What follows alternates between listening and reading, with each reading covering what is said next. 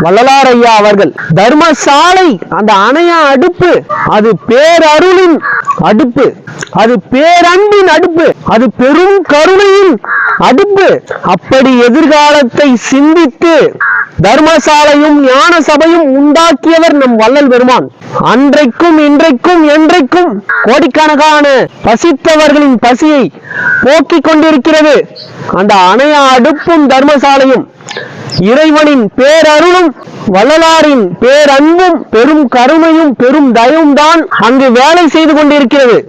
தர்மசாலையில் அனைவருக்கும் பசி போக்குவது பொருளால் அல்ல, இறைவனின் பேரருளால். தர்மசாலையில் பசி போக்குவது பணத்தால் அல்ல, வள்ளலாரின் பெரும் குணத்தால். தர்மசாலையில் அனைவருக்கும் பசி போக்குவது காசால் அல்ல, வள்ளலாரின் பெரும் மனசால் என்பதை நீங்கள் மறந்துவிடக் கூடாது.